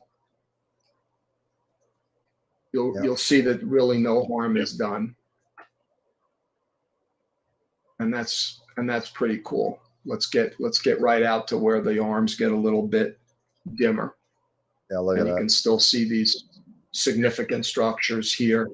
And our eye will kind of lie to us and say, oh, that's too soft. But that's because we're looking at this very sharp, squarish, pixelated noise. And when that goes away, all we see is legitimate structure. It looks soft, but that's again because that noise, that pixelated noise, is out of the way. So I'm okay with that. Like I said, it is kind of lumpy, clumpy. If I really hate that, let's take this down a little bit. and apply again. I know what I wanted to say right when Eric was speaking was these tools can be quite processor intensive, as can PI at large, but particularly these tools. Once we get to Blur Exterminator, you're talking about millions of calculations in a matter of seconds. And so if you're a Windows person, be sure to be on the lookout. And if you're a Windows person, and if you have an NVIDIA video card, be on the lookout for information from us or from anyone else where you can activate through this CUDA software to speed these things up tremendously. If you meet the criteria of at least Windows 10 and an NVIDIA card. So I am going to go ahead and take this nonlinear. And as I do that, I just want to say to Dan and the crew, if I'm going long, I am perfectly willing to come back and continue at any point that we decide, okay, Warren, that's enough for tonight. No, you're doing good. Usually good. about 10 minutes to 11, we do the prize giveaways. So you figure about you got 20, 25 minutes. All right. Lots to do yet, but again, if you're willing to have me back, I'm perfectly willing to pick this up at another date. So, all right. So I'm going to use good old histogram transformation to take this now nonlinear. I didn't use Blur Exterminator. Why? Again, I've got luminance to follow to really provide the detail and additional signal. And I don't see any repairs that need to be done here. My stars are round. I don't have chromatic aberration in the stars, which BXT can be very helpful for. I just don't think I need it here. And so I'm just going to skip it. And so histogram transformation, also be aware that masked stretch can be a very tasty way of stretching certain types of images, of which this, I would say, is not one that I would recommend. You also have the very fancy, what the heck do they call that thing? This generalized hyperbolic stretch, which I'm not overly jazzed about, but be aware of it. It can be interesting. I know why it was designed. I know what was trying to be accomplished, but I think you can get there in a simpler, faster way. So we know we have a little trick. We noticed that there were some tricks we could do with these new instance arrows, creating these icons and such. Another trick in combination with these two particular processes is to be able to transfer what is a transfer curve, this one, over to histogram transformation, because STF here doesn't have the ability to actually apply this in a permanent manner, while HT, histogram transformation, does. So if I grab new instance and I drop over here, you'll notice I've now got a transfer curve there. And at that point, if I really want to do this, what I would consider well, I want to turn off the temporary auto stretch from the STF here. And I want to take advantage of something we haven't seen yet tonight, which is a real-time preview. And that's a hollow blue ball as opposed to the apply globally solid blue ball. And that gives me this interim window of the real-time preview. So now any changes that I make over here in real time are going to affect this preview over here. And so I want to zoom in a little bit, and I can do that again with the scroll wheel of a traditional mouse, or I can add figures here. Now you don't see anything. You don't see the histogram. That's because I neglected to select a view, and I want to look at the RGB histogram. Now we can see a preview window up top telling me what this stretch would look like if I applied it but I want to get in closer to the real-time version of that histogram, which is still undeveloped and scrunched together because all of those pixel values are very close to one another, and they're too dim to be seen without stretching, without developing the histogram. Now, I notice I've got a big shadows gap here on the left-hand side. The data really looks like it starts right about there at that toe. And as I zoom in closer to here, let's go to the max, 999. We can see that we really do have quite a distance to where the data really starts to rise off of the floor, which is about there. And as I raise that black point with this little caret slider here, watch the shadows clipping here. It tells me that I'm starting to clip 1 pixel of millions, 2 of millions, still in the just double digits here. And even if I go all the way here, now it's up to 1625. And then I go, well, I was really careful with my crop. I didn't leave any black edges that I saw that might be considered to be clipping. So am I really clipping any legitimate data? And I notice when I get about here, I'm already starting to get that washed out loss of contrast. And what I'll do is I'll zoom in to the real-time preview, and I won't look at my object of interest, but I'll look at that background sky. And I want to see just, there's that loss of contrast. And as I get closer to that toe, I'm looking at my background galaxies of my very tiny stars. And even though I hate clipping and it's showing me that I'm clipping, hundreds and a percentage of such, I'm also trusting my eye that I really don't feel like I'm doing that. And so I feel comfortable going to about there. And if I reestablish the main view and I zero in on the galaxy, don't forget, I've also got a midtone slider here where I can further manipulate the curve that I brought over from the STF.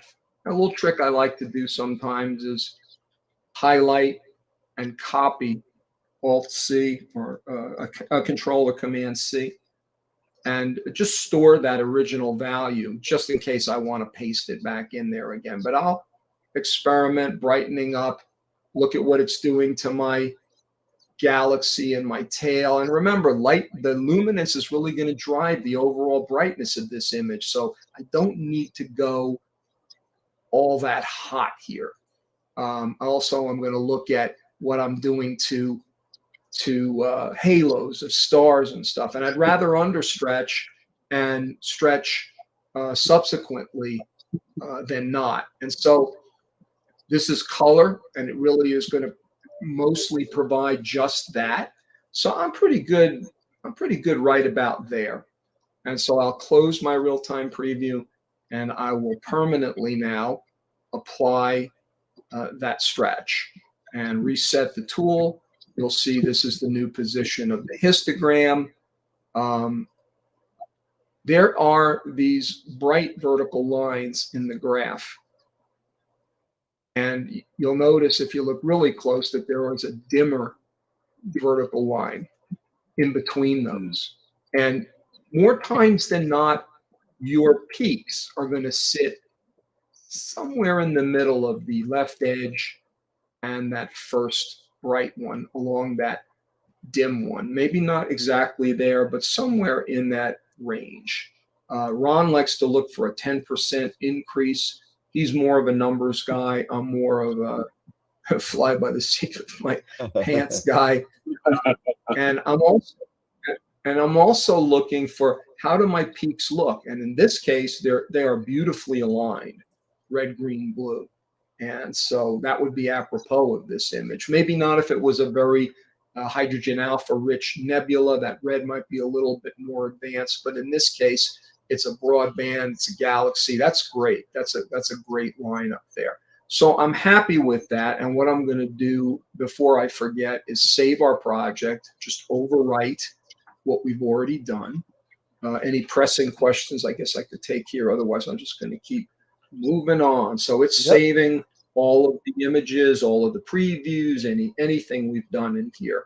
And you always want to just make sure in your process console that you get a green text image that says text font that says project generated okay, or project loaded okay.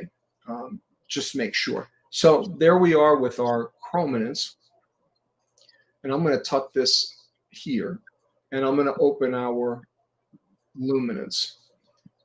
And just so I don't freak out later, just want to make sure, yeah, we are well aligned there. Okay, luminance. There's nothing stopping me from using the instance of DBE from the color image. So History Explorer, still pointing at RGB. And so this is the history of the RGB. And you'll notice we have a DBE instance there. I would not want to do this. I would not want to drag and drop. That's perfectly acceptable way of applying something.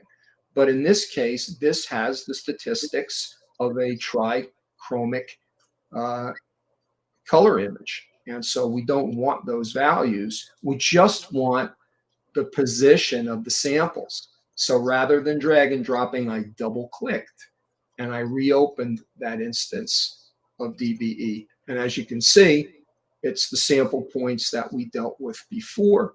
I always use the expression, let the STF do your bidding. It's, again, a temporary display, but if you need it to be brighter, or you need to raise that temporary black point to really visualize what we're doing here, just have at it. And, I'm thinking maybe I want to move that one. I see the kind of that peak of that extension there. And I think, other than that, I really, well, let's get this a little bit further off that tail. I think we're fine there. Maybe I'll delete that one. And everything Warren? should be the same. Yep. You got a question from Josh. I said, going back to SPCC,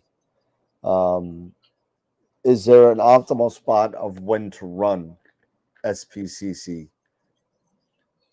Yeah, so Josh, again, I wouldn't be real concerned whether I did noise reduction before color calibration or vice versa. But once we've got the background modelization, DBE, ABE, Graxford, once we get rid of those color gradients, that's a great time to run color calibration.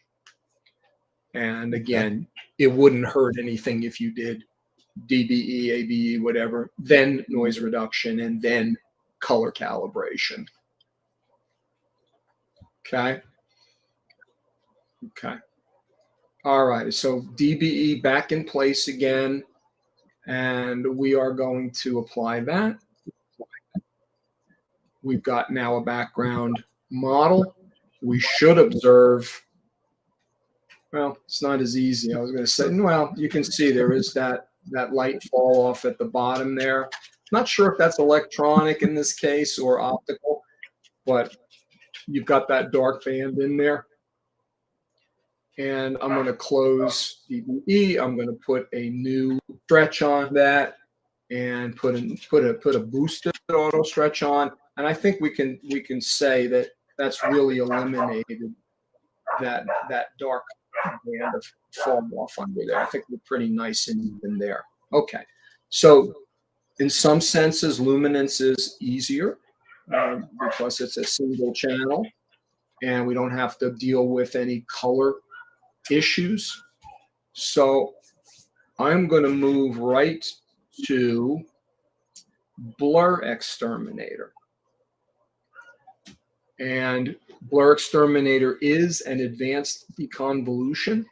And so anytime we're talking true deconvolution, we want to meet some criteria, most important of which is that it should be a linear image and it really should not be altered much at all, because we're trying to work based on the PSF, the point spread function, really the full width at half maximum values of the stars to get the job done.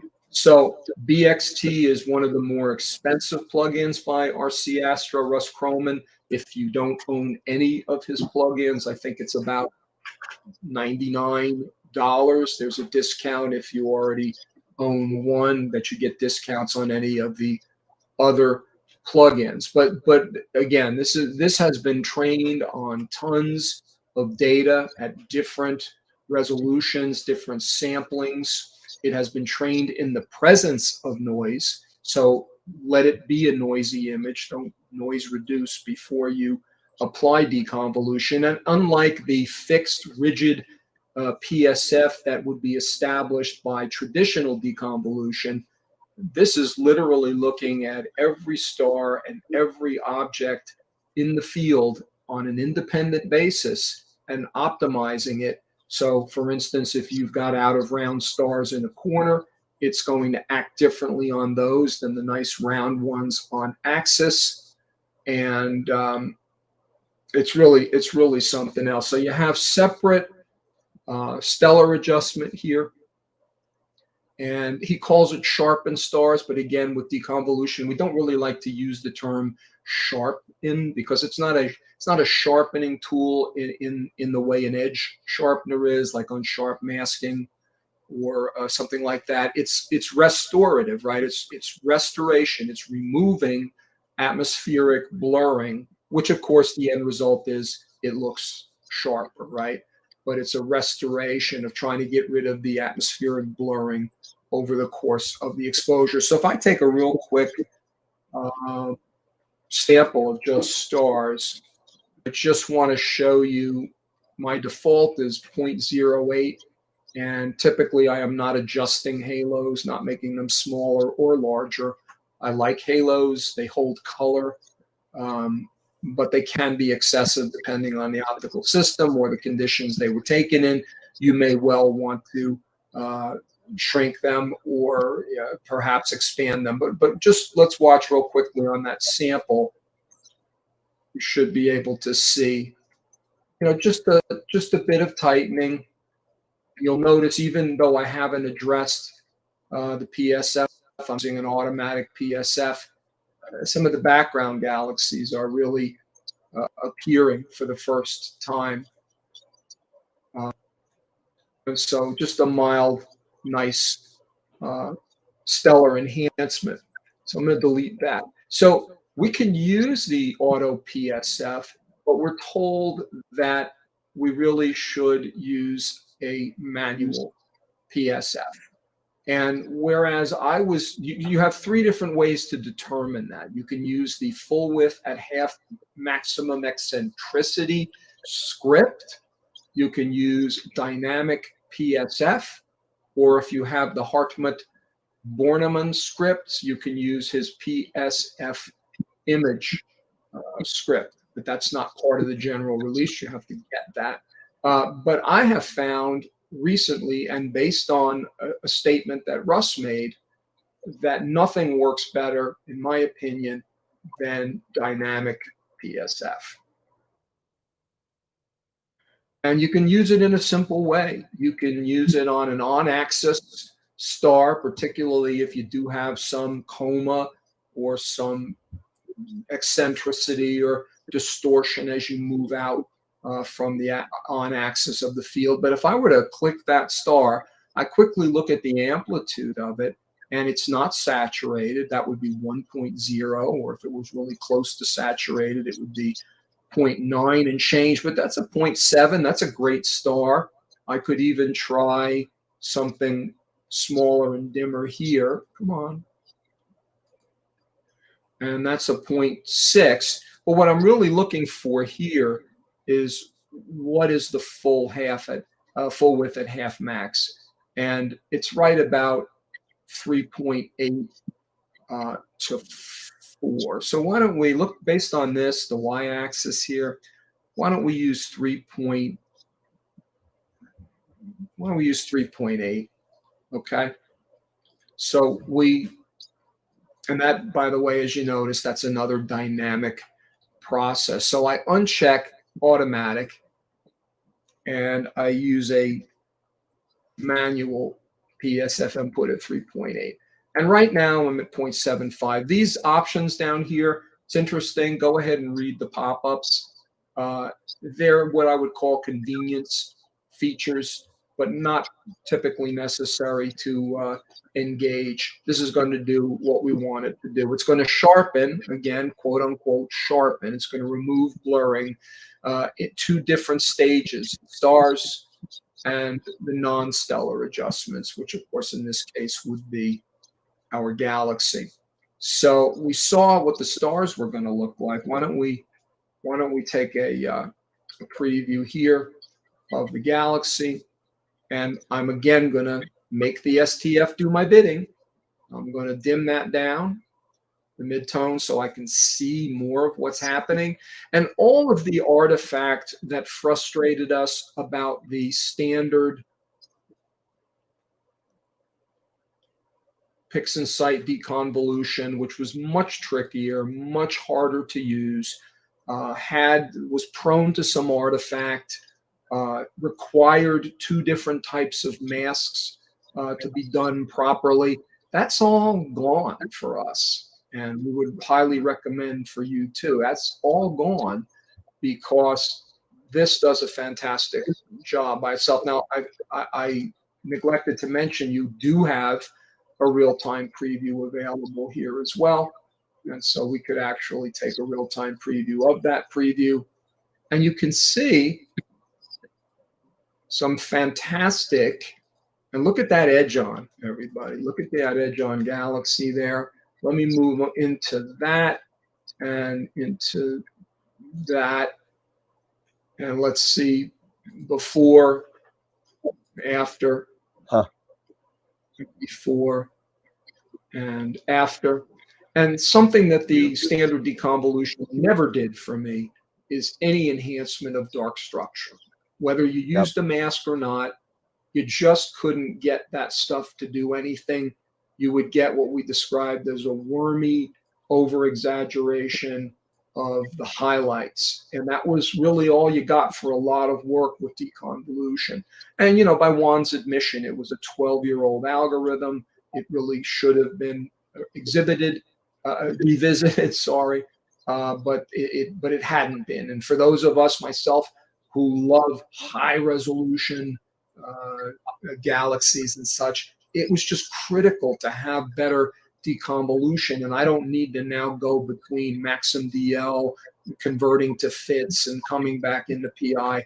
I don't need to do that. Now, that's a little bit hot, I think. Let me take it down to 0.5, and we get rid of a little bit of that wormy intensity and still get some great detail development. Again, that's so amazing. Some of these background galaxies, what they'll do is just amazing. And so I'm pretty happy with that.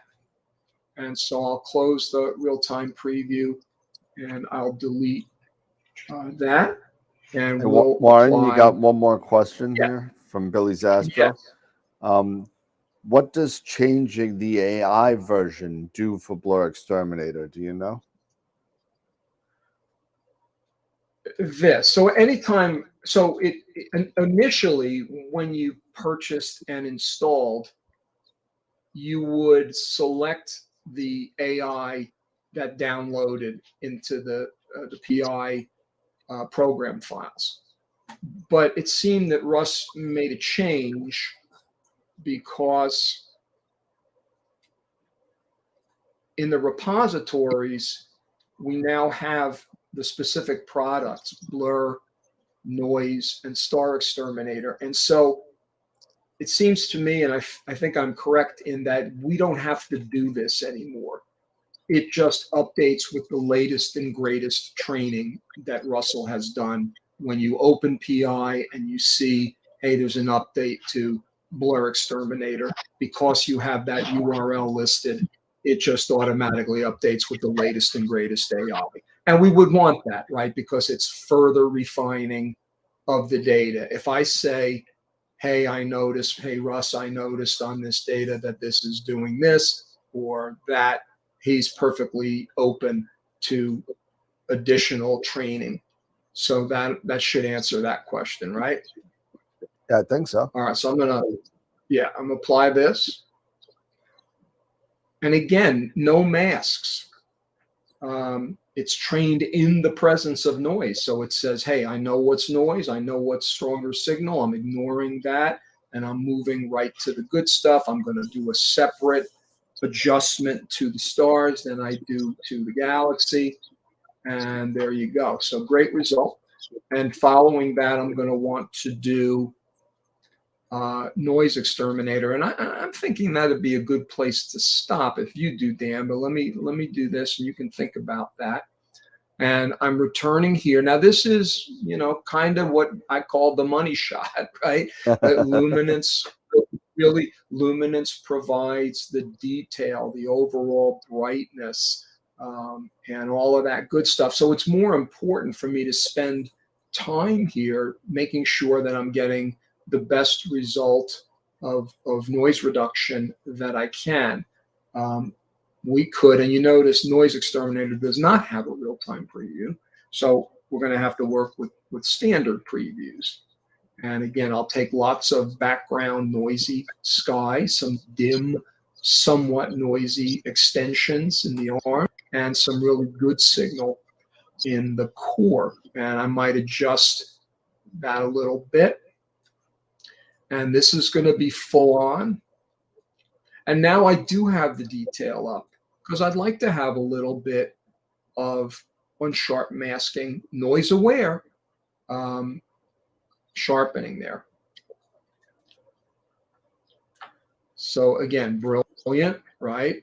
Incredible on the noise, leaving even the tiniest, dimmest stars and such, and really maintaining all of the legitimate structure. Almost might be losing a touch right in here. And as Russ will be the first to point out, this is never going, none of these tools will ever be perfect, but they're pretty damn close enough for me. I think there was a country song, Close Enough to Perfect, for me, right? Now, I want to grab that preview, and you'll notice now the zoom and pan is a little bit different. So I'll do that again, drag and drop. Now I've got two identical previews. This one, though, has already been processed. So I used a Control-Shift-Z to toggle before and after, before and after. This one I'm gonna lower, go all the way down to 75, just so we can see the 0.75, see the difference. And I know I'm going to follow up with a little bit of noise reduction after stretching anyway, but I do want more smoothness than that. So again, for me, with the stuff I work on typically, I'm more in the 0.9, 0.95 range. So that's the 0.95, and then you can hold the control key down and use your side arrow keys on your keyboard to toggle. But of course, I realize now I got to match my zoom and pan again, and now I can go back and forth. Now the brightness range is a little bit different, but you can also hold down the Alt key and watch what happens when I drag and drop. Now you see a little curve, don't you? You see that little tiny curve icon? I drop that. Now I've got perfectly equal temporary stretches. And so this isn't revealing too much to me, so I need to move in a little bit closer. And so that's the 100%, and this is the 90%. And I think, I'm good with the 0.9 in this case. I'll delete all. I will apply noise exterminator here, and just do a quick check of the result there. And I'm happy with that. And I don't know, Dan, I think that'd be a good place to stop perhaps? I'm going to save this project. You Yep. let me know. Yeah, it sounds good. It's about we're at about 2 hours, and but love to have you in the M51 Part 2, I guess, and get the rest of the process down. Yeah, let me. Yeah, okay. I'm going to resave this, and I'm going to make sure that I've got this in a safe spot, and you'll let me know when we can get together again, and I'll stop sharing and turn it over to you. And well, hey, listen, Warren, great procedures, great workflow. I love watching you guys on Masters of Pixinsight on the Tuesday nights and once a month. I think it's an unbelievable tool that Warren, Pete, and Ron give us once a month, and they take care of pretty much everything you want. They have a beginners I guess block, an intermediate block, and all the photons to photos workshops that are just awesome. And at $35 a pop, it's well worth every single nickel, dime, and penny that you throw into it, because and we will all say this on the show all the time. You got 2 hours with some of the best in Pixinsight out there, and you get to learn from the actual masters and Pixinsight ambassadors. It's really, really cool. I love. I wish I made more of them, but just so you know, we're giving away a choice at NEEF, and you have to be at NEEF to win. We're going to be giving away a 1-year subscription to IP4AP, as long as you register your email at our booth, and also your choice of either the intermediate block of classes or the beginners block of classes. Your choice. But that looks like it's going to be the grand prize right now. So that's about $190 or so gift. So you got to be at NEEF to win that, though. So everybody, you got to be at NEEF for that. So it's a NEEF special.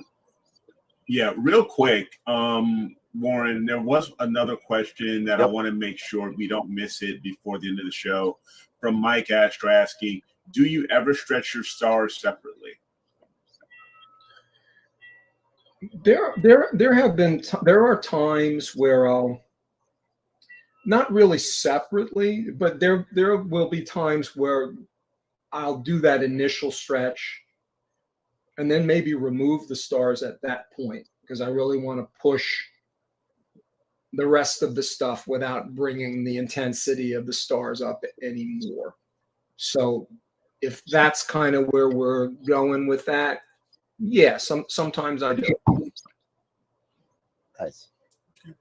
And my overall philosophy, as we'll see in part 2, is that I do as much as I can before I take stars out.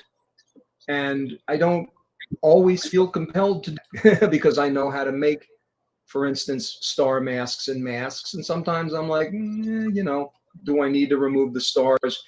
But certainly it can be very useful. Awesome. Nice. Thank you. Nice. Well, tonight we are actually giving away, because the next Masters of Pixinsight workshop is this Tuesday. So we're going to be giving away one class tonight for, if you want to use it for this Tuesday, or if not, you could use it for any other workshop that you wish. But we're giving away that, and we're also giving away a 1-year subscription for IP4AP tonight. So, just in the honor of Warren being on the show, we're going to be doing the 2 gifts tonight. So we're going to burn another IP4AP tonight. So, But we did get one more person on the wheel this week, so that goes up to 154 people on the wheel. Yeah, so that's absolutely crazy. Yeah, so let's see if I can get this up here, and we'll get the massive wheel of fortune here.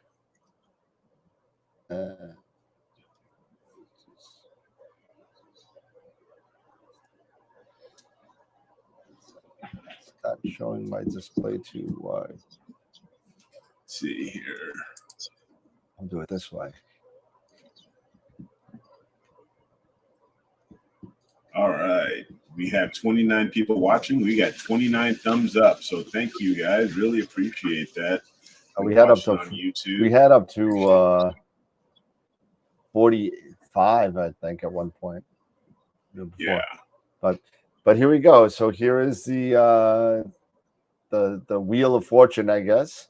And so this first spin will be for the Masters of Pixinsight workshop. So let me get my pen out because I always forget to write these down.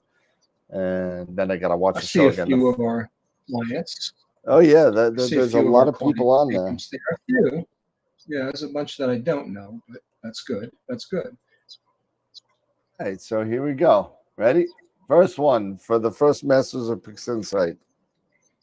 MOP class is going to go to Gary Brown. Gary Brown. All right, Gary, we'll send you an email, and Pete Proul will get back to you on how to redeem your Pixinsight Masters of Pixinsight workshop.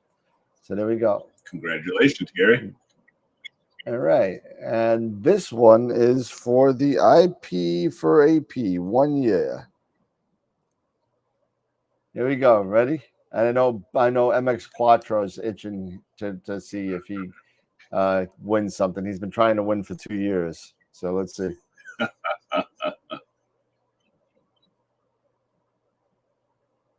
Oh, Scotty C. All right. Scott Cullen. And is Bob even close? Bob isn't even close to that. So sorry, Bob. But Scott, congrats. We'll send you an email as well. And Pete will get back to you as well on how to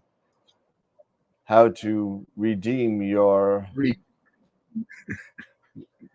prize there. So there you go. You ready? Awesome. So I'll send everybody that email tonight. And that's good to go. So Warren, again, thank you so much for coming and hanging out with us, and spending a couple hours with the AstroWorld people, and I enjoyed. Also appreciate all the support that you and Ron and Pete have given the show. You guys have been staunch supporters of us since literally day one. And so I just want to say thank you and thank the rest of the guys over there for me, because you guys have been awesome. Our pleasure. Our pleasure. All right. So any other questions? I love the shirt. Love the shirt. Oh yeah. Any other questions in the chat, Eric? Or no. I think that was it. That was the last one. Okay, cool. So we'll just do the round robin final thoughts, and we'll say goodnight to Warren so he could we could all take a nap. But Eric, yeah, thoughts, no. Again, I'm looking forward to part 2 here, Warren. So thank you again for joining us. Really appreciate it, and really enjoy having you on. I know this was our first time, so I hope first of several times you'll be on and hanging out with us, as well as to our chat and our audience and everybody.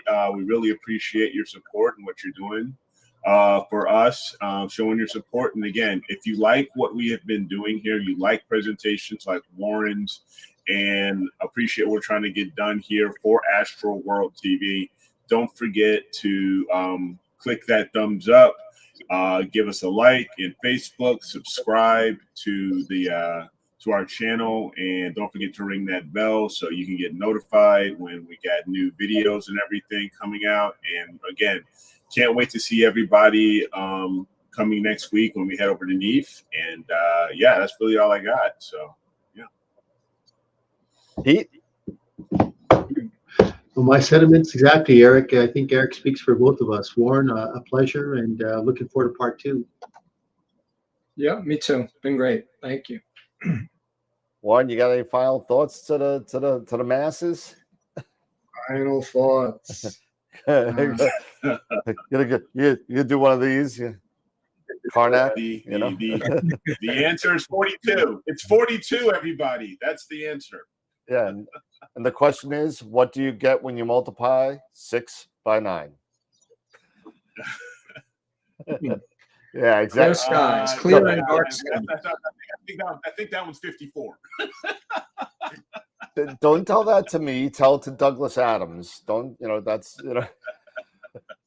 but yeah, clear skies. Yeah, absolutely. So again, Warren, after NEAF, we'll get on the horn with the email to you regarding part 2 of the M51 processing. Great. And we'll get going on that, because I know a lot of people are interested in a lot more of the color manipulation and all that kind of stuff that we got to do. So yeah, we'll have some fun. Yeah. Awesome. Again, great time, man. Thank you so much. Everybody, thank you for watching tonight. Thank you, Warren, for coming on. And don't forget, later on, well, Friday is going to be our last show for next week. We're going to be all at NEAF and NEAC and Jersey, and it's going to be crazy. So it's going to be a good time, and we'll try and go live sometime, but knowing the internet in that gymnasium, it's not probably going to be good. So it's probably not going to be conducive to any live. But we will definitely have interviews and stuff like that we'll be recording at NEAF that will be going on at a later date on the show. So be on the lookout for that. Also, everybody's been hearing rumors around AstroWorld retail. AstroWorldTelescopes.com is live right now as we speak, so you can go there. You could order stuff from Explore Scientific, Pegasus Astro, Player One cameras, the Primaluce lab. I'm sorry, the Eagle 5 just came out, so you're able to do that. So go there and check it out. And thank you, everybody, for your support, and just come and hang out with us on Friday night. Awesome. Thank you, Warren, again, Pete, Eric. Everybody have a good night. And remember, as always, keep imaging, keep educating, and clear skies. And we'll see you Friday night. Have a good night, everybody. See everybody.